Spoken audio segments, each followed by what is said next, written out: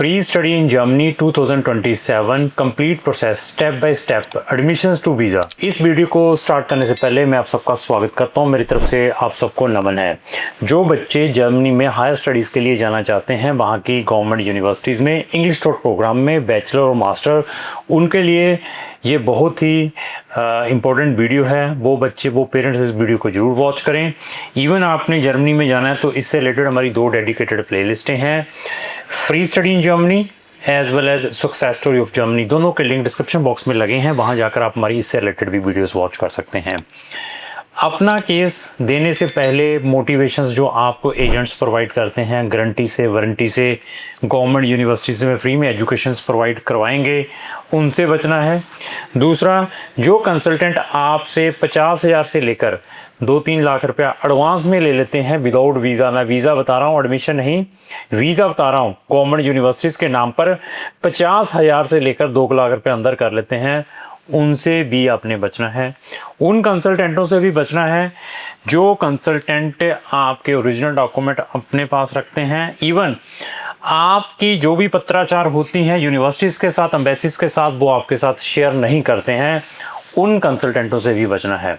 तो जिस भी कंसल्टेंट के थ्रू अपना वीज़ा प्रोसेस करना है, उसका नॉलेज ज़रूर चेक करना है। अपार्ट फ्रॉम जर्मनी का तो करना ही करना है।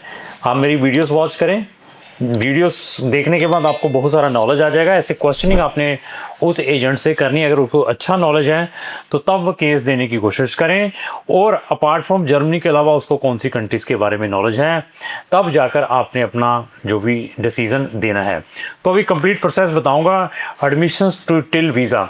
तो सबसे पहले कुछ टेक्निकल वर्ड्स बताऊंगा। औसनामा, आपने वर्ड सोना का स्टूडेंट कुली क्या होता है, यूनिअसिस्ट क्या होता है, इवन एपीएस क्या होता है, डीमेट टेस्ट क्या है, सेट के थ्रू आप एडमिशन कैसे ले सकते हैं, और इवन टेस्ट है इसके थ्रू आप एडमिशन कैसे ले सकते हैं। इवन जिन्होंने आईबी डिप्लोमा किया हुआ वो एडमिशन कैसे ले सकते हैं।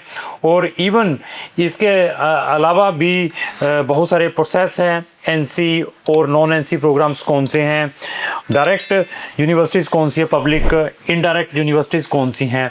ऐसे बहुत सारे आपको बीच में इंटेरोगेशंस आएंगे जब आप जर्मनी का प्रोसेस करेंगे। तो मैं नेटशल यही बताऊंगा कि जर्मनी में किसी भी बच्चे ने जाना है तो वहाँ की 90% गवर्नमेंट यूनिवर्सिटीज़ इंटरनेशनल स्टूडेंट्स को फ्री में एजुकेशंस प्रोवाइड कर रही हैं। तो फ्री में जाने की कोशिश करें। +2 वाला बच्चे के 70% मिनिमम रिक्वायर्ड है। जिसने +2 की है उसने अगर जर्मनी में गवर्नमेंट यूनिवर्सिटीज़ में जाना है और साथ में 13 साल की स्टडी, डायरेक्ट एडमिशन मिलेगा। आप औसनामा एग्ज़ाम, जिसको हम स्टूडेंट कुलीग कहते हैं, उसको अवॉइड करें। स्टूडेंट कुलीग भी हम बच्चों को जो फाउंडेशन प्रोग्राम है गवर्नमेंट यूनिवर्सिटीज़ में फ्री ऑफ कॉस्ट प्रोवाइड कर सकते हैं। वो भी एडवांटेज हम हमारे थ्रू ले सकते हैं। वहाँ की गवर्नमेंट यूनिवर्सिटीज़ के जो इनटेक हैं 2 है। एक जो मेजर इनटेक है उनका अक्टूबर 2026 वाला जो चल रहा है, बच्चों के एडमिशन्स मैक्सिमम आ चुके हैं 90% बच्चों के। उनके अभी वीज़ा फाइलिंग हो रही हैं। उनके जो कॉन्सुलेट सर्विस पोर्टल है उसके ऊपर, जिसको हम CSP पोर्टल कहते हैं, उसके ऊपर अपलोड होती हैं। फिर अपॉइंटमेंट उठाते हैं, बच्चा बायोमेट्रिक देता है और उसके बाद इमीडिएटली इसका जो प्रोसेसिंग टाइम है ये लेकर चलो 5 वर्किंग डेज़ के से लेकर 15-20 वर्किंग डे के अंदर वो आपका डिसीज़न दे देते हैं, अगर आपका जो एडमिशन है गवर्नमेंट यूनिवर्सिटी से आया है। तो अभी बहुत सारे बच्चे प्राइवेट यूनिवर्सिटीज़ में आपको मोटिवेट करके एजेंट्स भेजेंगे कि आपने अपना फाउंडेशन जो स्टूडेंट कुलीग है वहाँ पर इस टाइप का, चाहे वो M टाइप है, T टाइप है या W टाइप है, प्राइवेट यूनिवर्सिटी में इंग्लिश में करना, जिसकी 5,000 यूरो से लेकर 8-10,000 यूरो की फ़ीसें आपकी ट्रांसफ़र करवा देते हैं। उन लोगों से भी बचना है। प्राइवेट यूनिवर्सिटीज़ में नहीं जाना है। डायरेक्ट बैचलर में एडमिशन की एलिजिबिलिटी नहीं है तो नहीं डालना है आपने। अगर डालेंगे तो वीज़ा नहीं मिलेगा, आप अपने लाखों रुपए और टाइम वेस्ट करेंगे। मेरे पास ऐसे बच्चे भी हैं जिन बच्चों ने वहाँ पर जिनके 90-95% नंबर है, साथ बैंड हैं, उनके गलत एजेंट्स ने डायरेक्ट वहाँ की प्राइवेट यूनिवर्सिटीज़ में बैचलर में एडमिशन डालकर वीज़ा लेने की कोशिश की है। तो एम्बेसी ने इन ग्राउंड्स पे वीज़ा रिजेक्ट किए हैं कि you are not eligible for direct access in Germany. तो उन ग्राउंड्स के ऊपर भी रिजेक्शंस मिली हैं उन चीज़ों से भी आपने बचना है। तो हाइब्रिड प्रोग्राम से भी बचना है। जो बच्चे ऑनलाइन अपनी क्लासेस ले रहे हैं उस बेसिस के ऊपर भी आप अपना जब वीज़ा डालते हैं तो वो भी एक रिजेक्शन का कारण है। उन चीज़ों को भी आपने अवॉइड करना है।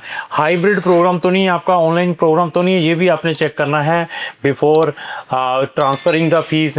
और यूनिवर्सिटीज़ की रिफ़ंड पॉलिसी ज़रूर पढ़नी है अगर आप प्राइवेट में भी गलती से अपना एडमिशन डाल रहे हैं। तो ऐसा है कि सबसे पहले एपीएस होता है, एपीएस के बाद फिर हम डायरेक्टली आपके एडमिशन कुछ डायरेक्ट यूनिवर्सिटीज़ में भेजते हैं और कुछ यूनिवर्सिटीज़ में जूनियर असिस्ट के थ्रू भेजते हैं। कुछ यूनिवर्सिटी बीपीडी की रिक्वायर्ड करती है। BPD one of the grading system है जो कि जूनियर असिस्ट आपकी इंडियन ग्रेडिंग सिस्टम को जर्मनी ग्रेडिंग सिस्टम में कन्वर्ट करके देती हैं। तो आपकी प्रोफाइल चेक करने के बाद सबसे ज़्यादा कंपटीशन है master admission in Germany public universities. आपकी स्ट्रीम कौन सी है, बैचलर की ड्यूरेशन क्या है, कौन से सब्जेक्ट पढ़े हुए हैं और आपके क्या ग्रेड्स आए हैं कौन सी यूनिवर्सिटीज़ में।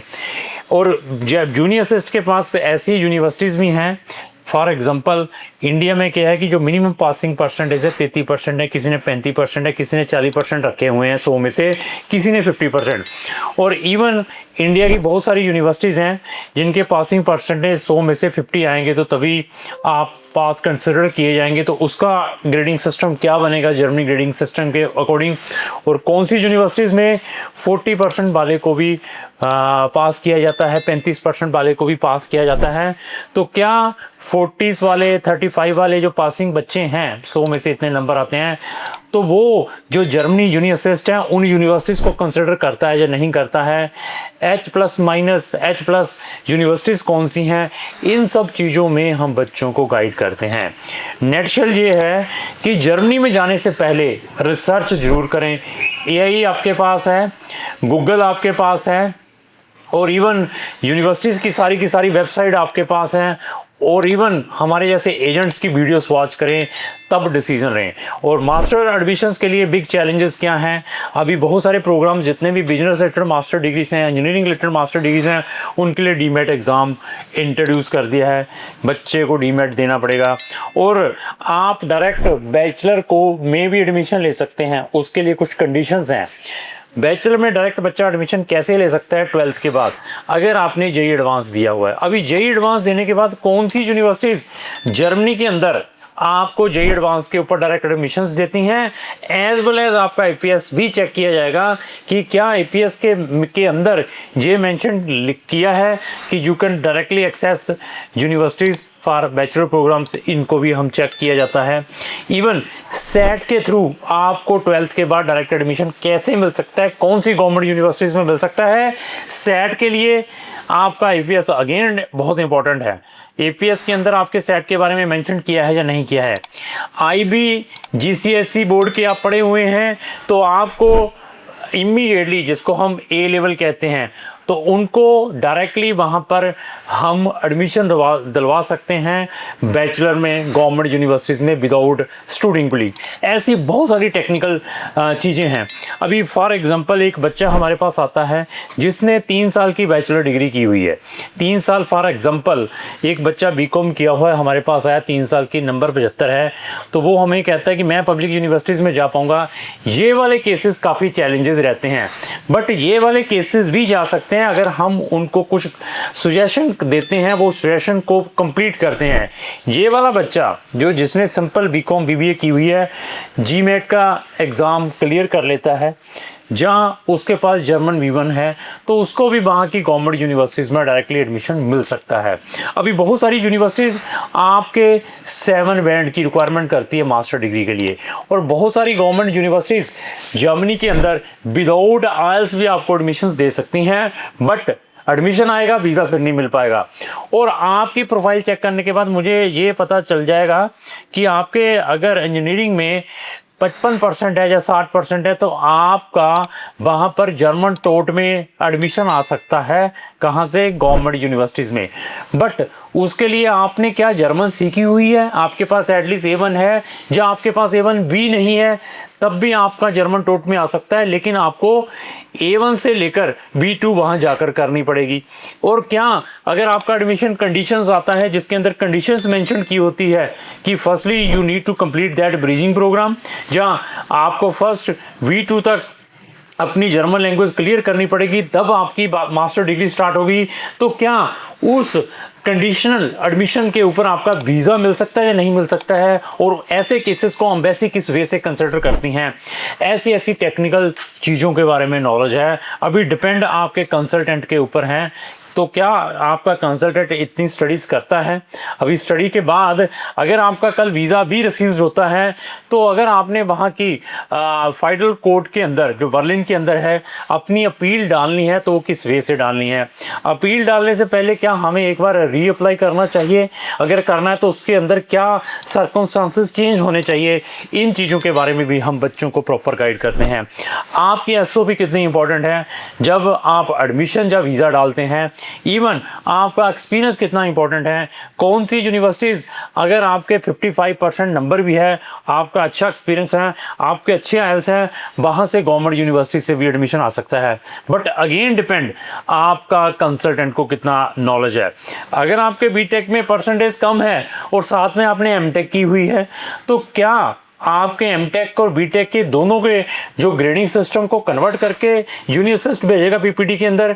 और इन केसेस में मास्टर में दोबारा एडमिशन के कितने चांसेस है जिन्होंने ऑलरेडी मास्टर इंडिया से की हुई है? और ऐसे केसेस को एम्बेसी किस वे से कंसिडर करती है जब उनको वीज़ा देना होता है, क्योंकि जिन्होंने ऑलरेडी मास्टर की होती है? तो ऐसी बहुत सारी टेक्निकल चीज़ें हैं जब आपने अपना जो केस है जर्मनी के अंदर डालना है। इसके अलावा हम बच्चों को जर्मन लैंग्वेज क्लासेस भी प्रोवाइड करते हैं। तो जो बच्चा जर्मन लैंग्वेज हमारे थ्रू सीखना चाहते हैं, तो उसको हम बहुत अच्छा डिस्काउंट 50% 50% तक का डिस्काउंट भी प्रोवाइड करते हैं अगर आप अपनी वीज़ा फाइल भी हमारे थ्रू प्रोसेस करते हैं। ऐसी चीज़ों को भी अपने माइंड में रखना है। और आप हमारी online offline German language classes, IELTS की क्लासेस भी ले सकते हैं, और हम आपको ऑनलाइन सर्विस भी दे सकते हैं बाई सिटिंग एनीवेयर। इधर आप इनसाइड जर्मनी में हैं तो आप अपनी कोई यूनिवर्सिटी चेंज करना चाहते हैं, पब्लिक टू पब्लिक या प्राइवेट टू पब्लिक, उनमें हेल्प कर सकते हैं। आप किसी भी कंट्री में हैं, इवन शेंगन में हैं, वहाँ से जर्मनी में एज ए स्टूडेंट रीलोकेट होना चाहते हैं, तो आपके लिए क्या रिक्वायरमेंट रहेगी, उनमें भी हम आपकी हेल्प करते हैं। आपने अगर आप हमारी पार्ट में सर्विस लेनी है, सिर्फ एडमिशन पार्ट या आपने वीज़ा पार्ट, उसमें भी हम आपकी हेल्प कर सकते हैं। इसके अलावा अगर आपने अपना ब्लॉग्ड अकाउंट ओपन करवाना है, ब्लॉग्ड अकाउंट हम किसी भी बच्चे का फ्री ऑफ कॉस्ट प्रोवाइड करते हैं। आप का एडमिशन आपके लेवल पर आया, आप अपना वीज़ा भी खुद प्रोसेस कर रहे हैं, आप चाहते हैं कि हम अपना ब्लॉग्ड अकाउंट खुलवाएं, वो ब्लॉग्ड अकाउंट की सर्विस भी हम आपको फ्री में प्रोवाइड कर सकते हैं। ऐसे बहुत सारी जो हमारे पास नॉलेज है, ऐसी नॉलेज चेक करने के बाद आपने अपना केस है जर्मनी का किसी भी कंसल्टेंट को देना है। तो लास्ट में मेरी यही रिक्वेस्ट है, अगर आपको जो मेरी वीडियो चलेगी उसको लाइक एंड शेयर करना ना भूलें। Thank you.